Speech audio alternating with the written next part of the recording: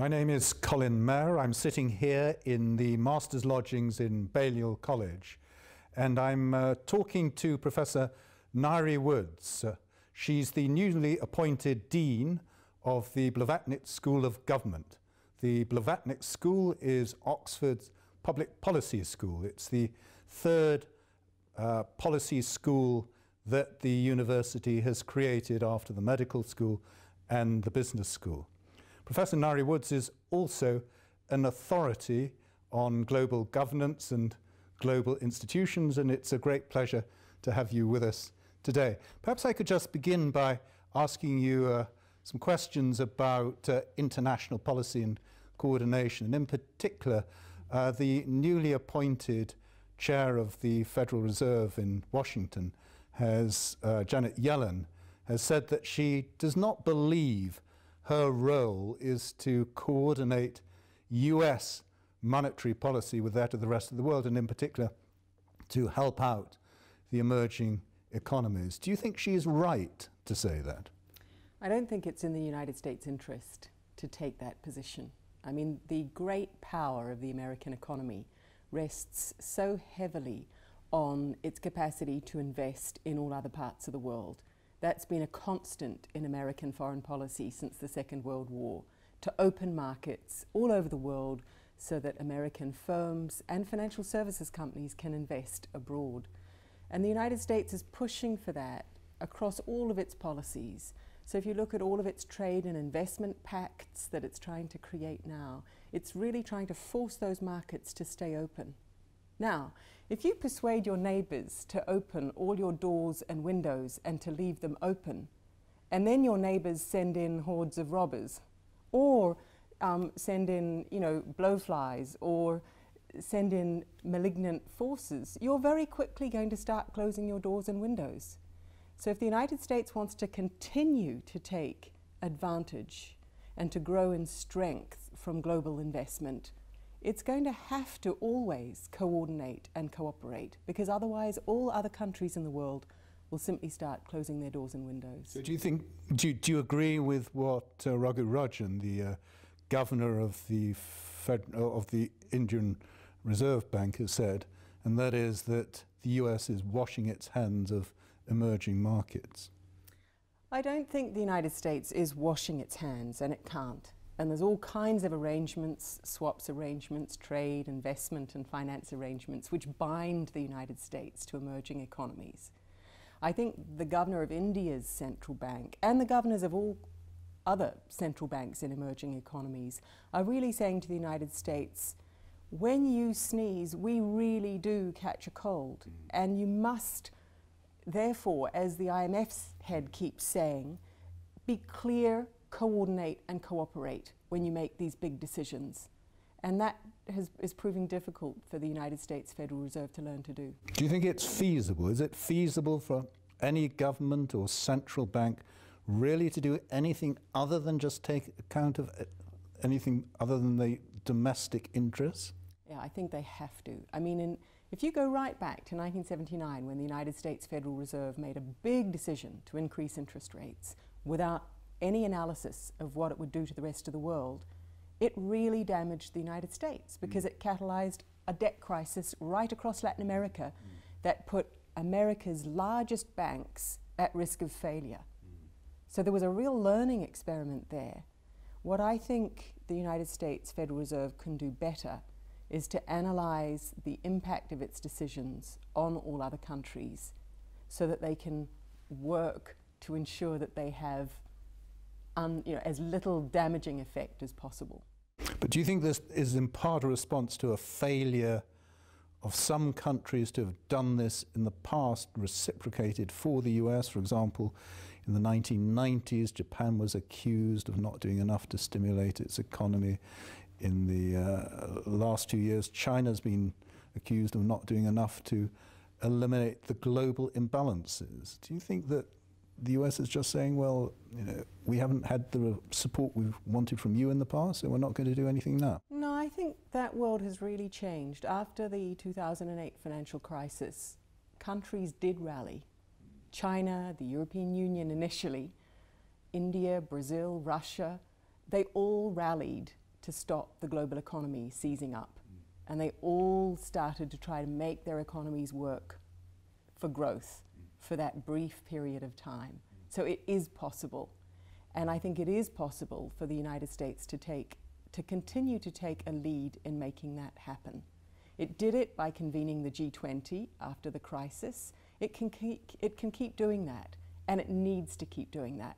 But I think every American policymaker speaks to two different audiences, and one is the domestic, where they believe that the American people want to hear them say, we will only serve American interests. Don't worry, we're not going to go into entangling alliances abroad. We are going to serve American interests. But at the technical level, they have to cooperate and coordinate. And I think they are. And do you think it needs intervention by international agencies like the IMF and the World Bank to achieve this, or is this a matter of individual nations negotiating with each other? Well, the reality is there's always both, and you need both. The IMF, the United States could not enjoy its global investment, trade, and monetary relations without an IMF backing it, coordinating policies behind the scenes, and playing enforcer when countries look as though they're going to default or put the international financial system at risk. So the US couldn't exist without that. And probably the European Union wouldn't at the moment either, for different reasons. It's depending very heavily on IMF support. But let's not fool ourselves. Both those countries and China also have a whole series of arrangements that are individual with different countries that also help sustain the system. Do you think they can improve the way in which they function? Are there lessons that should be learnt by the IMF and World Bank and other agencies? I think that the main lesson that needs learning at the moment is that to be really effective, international institutions have to be seen as international by all their members. So they're less effective if they're simply seen as the instrument of the European Union or the instrument of the United States, because then countries only ever use them as the last possible resort. So there are gains to be made for the United States, for the European Union, for China, from having an IMF that is seen by its members to be genuinely international. Now, it's not yet, and we saw this after the financial crisis, when China and other emerging economies said, we don't trust the IMF to oversee all of our macroeconomic policies and to adjudicate them. So we're going to have our own process where we each individually provide an analysis. That's now what these institutions have to take very seriously. They have to globalize themselves. Now, are these types of issues we've been talking about the sorts of questions that students at the Blavatnik School are being asked to address? Absolutely. So in the Blavatnik School of Government, what we're trying to do is to go out across the world and find people who have already demonstrated that they could have a transformative impact on their governments and bring them to Oxford and make them part of a peer group that are educated together. And one of the first stunning things that you see in the school is, there's 63 students in the school at the moment. There is no majority and no minority. There's 3 or 4 from Britain, there's 3 or 4 from the United States, there's 10 from different parts of Africa, there's students from all across Latin America and Asia. So the very first thing they learn is what it feels like to be in a room where most other people are, as it were, foreign, and where you immediately have to start trying to understand the world from their perspective. What is their priority? Why is it different to yours? Or even the simple thing, what does it mean if they're staying silent in a discussion? To a New Zealander, it might mean they've got nothing to say. To them, in other cultures, it might mean they deeply disagree with you, but they're being too respectful to voice it. So I think in the Blavatnik School, we really do believe that by educating that group together at the highest level of professional and analytical education, we can then send out into the world people who will not just be transformative in their own countries, but have these fantastic links to other countries and continue to learn from each other, to support each other, and to hold each other to account in later life. And do you think that this is different from what people are taught or the types of students that attend other public policy schools around the world? I think there's 2 or 3 ways that we are deliberately intending to be different. And one is the composition of the class, which has this, I don't think there's any other public policy school in the world that has a class which is so global and has no majority. And then our ambition is to be seriously practice-focused. So it's not just to pull together academics who are doing things relevant to public policy, or pull together people whose theories might have an application in the public policy domain, but to really focus on what is it that governments are doing that's working and what can we learn from that? You know, why are things that should be working not working?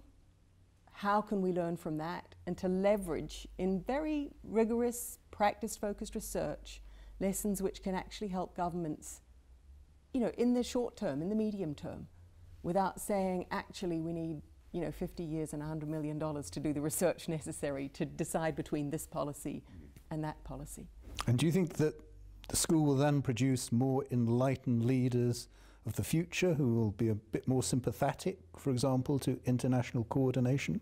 Well, our aim is to produce leaders who serve, who know how to win the trust of the communities that they serve, and who are fantastic collaborators. In other words, who know how to work with each other, both within countries and across countries. And that's because we think that will make them better leaders. Professor Ngaire Woods, thank you very much indeed. This is Colin Mayer for Voices in Oxford from Balliol College in Oxford.